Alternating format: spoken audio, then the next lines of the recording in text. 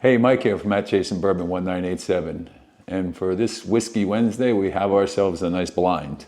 We're going to be blinding some Old Forester lineup with a surprise birthday bourbon. And let's hope we don't make a total fool of ourselves, and let's see which ones I like the most.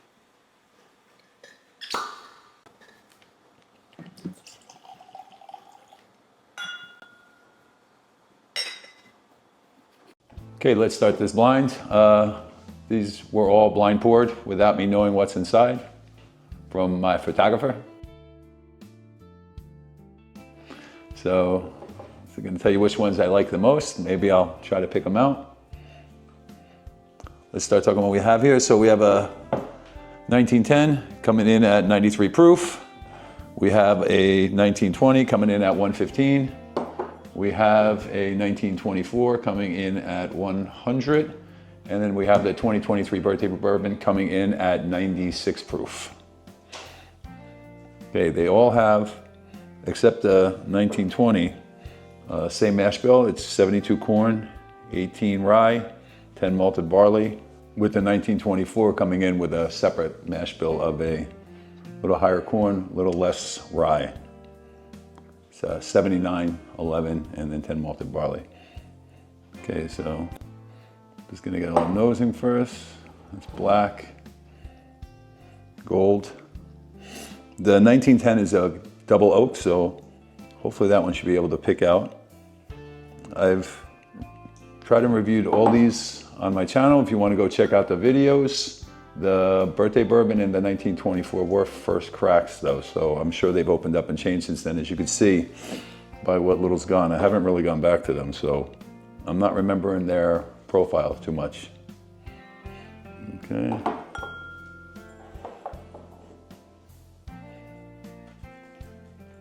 All right, so let's start. First we'll start with black. Not too fruity.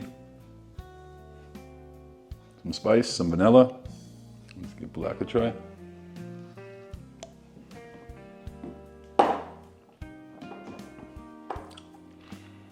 Okay, so on black, some fruit showed up. It wasn't on the nose, but some fruit showed up on the palate, along with that spice.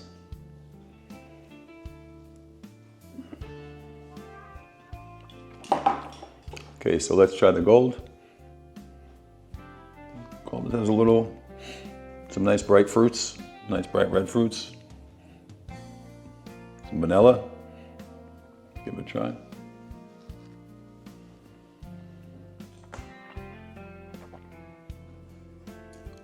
Yeah, the fruits are showing up there on the palate. A lot of vanilla. I'm gonna try green.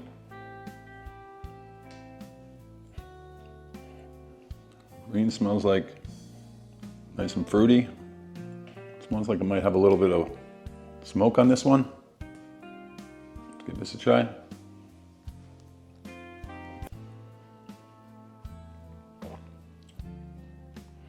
Wow.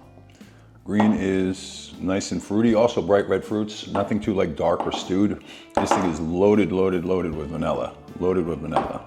I mean, vanilla almost takes over the fruit. It's a dominant flavor profile. Now we're gonna do red. Unfortunately, my nose is pretty much the same for all of them, fruity. This one seems to be, the fruit seems to be a little darker, a little deeper, more of like say a red cherry. Also, some vanilla. Not really, except for this one, I'm not really picking up any too much oak on any of these. Age-wise, the 1910 and 1920, non-age stated, with the 1920 being a straight bourbon, so it has to be at least 4 years. The 1924 has a 10-year age statement, with the 2023 birthday bourbon coming in with an age statement of 12 years. So let's go back to the red. Let's finish our first round. Plenty of fruit. Like I said, some nice darker fruits, some nice dark red fruits. The vanilla. Maybe almost a drop of leather. Maybe, yeah. Let's give this one a taste.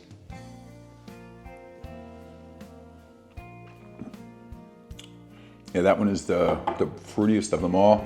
That's very cherry, very sweet, like a medicinal cherry, like a cherry cough drop. That one's a little on the thicker side. These other ones were thinner than that. Okay, let's go back around now. This time we're gonna start with red and finish with black. Let me just get a sip of water. Okay, let's get that sip of water, cleanse our palate. Okay, let's start our way back, starting this time with red. First time through, this one came up with the sweetest dark red cherry note, some vanilla and some of that leather. Nothing's really changed on that. Maybe picking up some citrus in that as well, maybe a little orange peel. Let's give it a taste.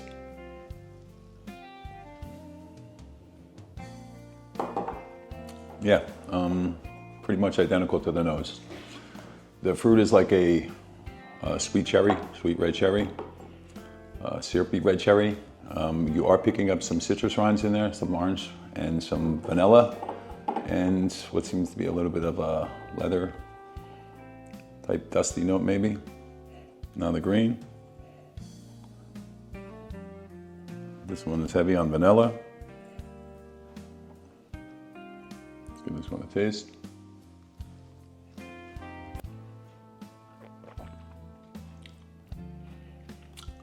This one, really no fruit, just pretty much all vanilla and some light brown sugar. Pretty much has no fruit taste at all.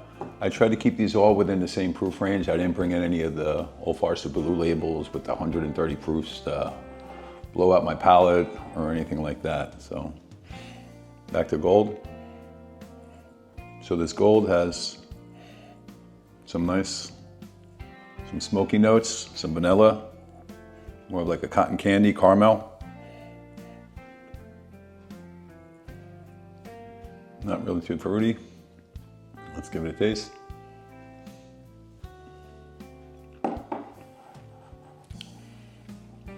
Yeah, it's sweet. It's cotton candy, sugary. The sugar more like a corn syrup, not like a dark brown sugar or anything like that. Some vanilla, some light spice. Okay, back to black.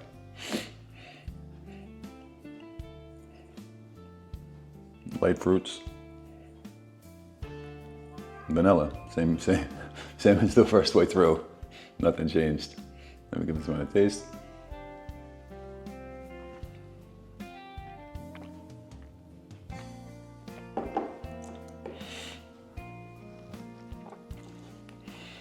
So again, the fruity is like a bright red fruit, a lot of vanilla.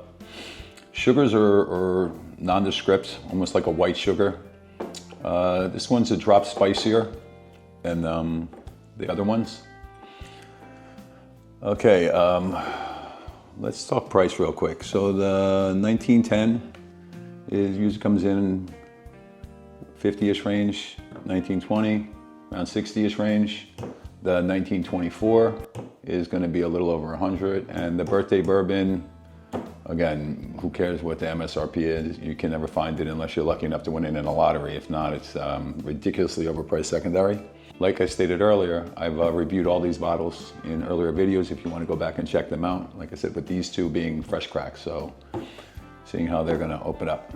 Okay, I'm going to go through them one more time and then I'm going to rank them. Let's start back with black. I have a hunch on what a few of these are.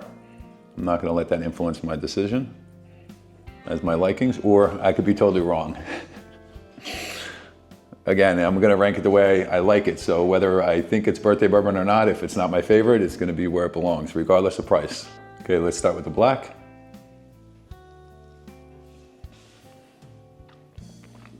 Okay. Let's start over here with this. So black is the one we start with. Next we do gold.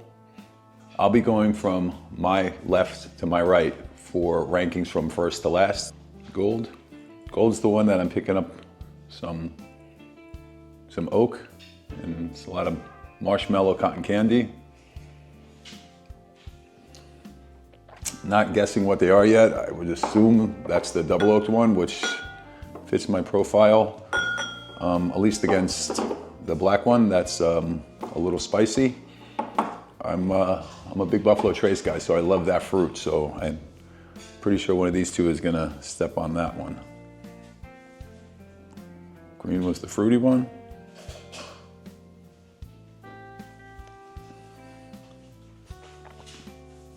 With tons and tons of vanilla. And finally red. So red was the one that I said had like the dark red, like a cherry syrup. Let's give this a try.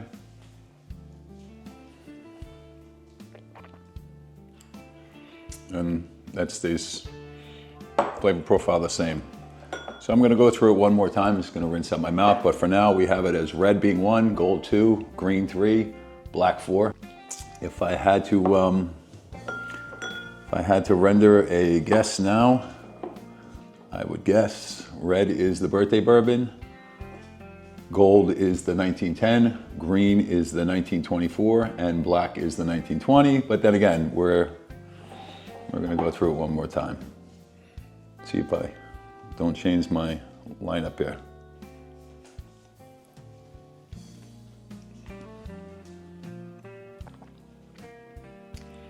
The fact they're all similar in proof kind of helps it out. Like I said, it doesn't really make it hard to pick which ones you like over flavor. Not, you know, the proof isn't going to come in and dominate the lineup. It's weird. I don't know if I'm right or not, but the 1920, which usually I'm a proof guy, the 1920 at 115 is actually the highest proof. And if 1920 is black, I have it as last. I don't know if it is. For all I know, 1920 could be red, and it's my favorite. I usually lean a little more towards the higher proof and barrel strength products.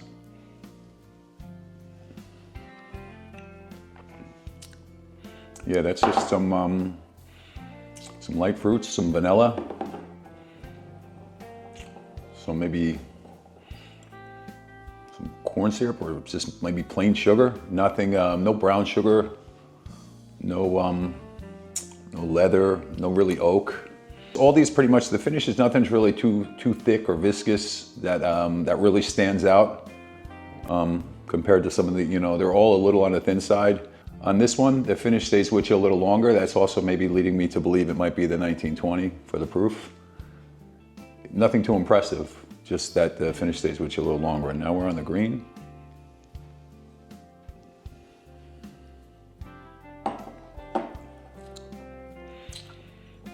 So,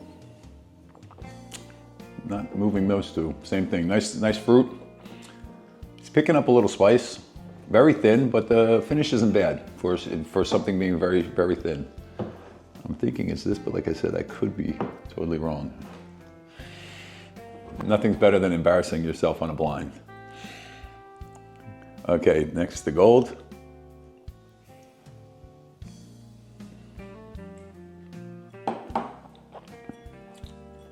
Yeah, I mean now, for some reason, could just be, I should take my mouth, because I just totally lost any oak and smoke and just tasted like I got a mouthful of perfume.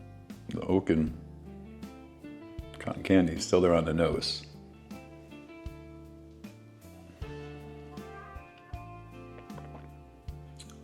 Yeah. I rinsed out my mouth, so I got back the oak, but for some reason I am getting like a little floral, perfumey taste now in gold, which I wasn't getting the first few times around. Okay, so far my lineup hasn't changed. I'm still black as my least favorite. Again, when I mean least favorite, nothing is bad. These are all great bourbons and I would enjoy drinking them any night. Like I said, I do happen to like toasted and double oaked products when I'm in the mood for them. Today must be one of those days because I'm thinking the gold is the double oaked, which might mean keep it why it's number 2. But not to say it's the black, and I'm totally wrong. But certain days, you know, I'm more for the fruit or the proof or the double oaked or the toasted, whatever. You know, every day, you know, your palate changes a little depending on what mood you're in or something like that. Today happens to be a double oak palate type of day. That's why I'm assuming, I'm thinking gold is the 1910 double oaked, and that's why I have it as high as number 2 on this lineup. Other days, this same lineup could be poured and it might be dead last or it might be first. And finally the red.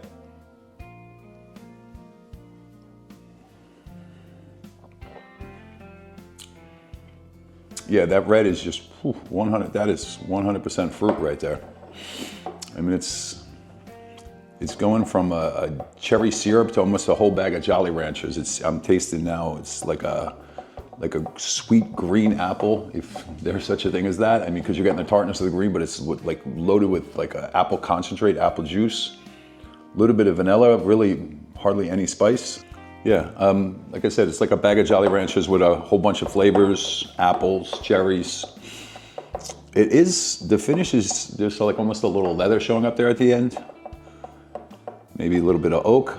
To me, it's coming more off as leather. Again, if I'm right on my guesses and this is the birthday bourbon, maybe that would make sense just due to it's the oldest one in this lineup.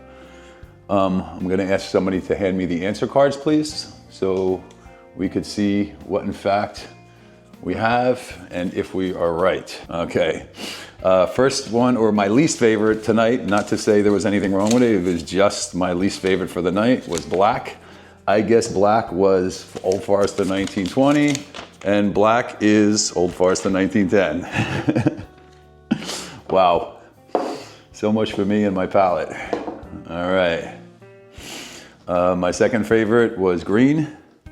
Green, I believed, was Old Forester 1924, and green, in fact, is Old Forester 1924. All righty.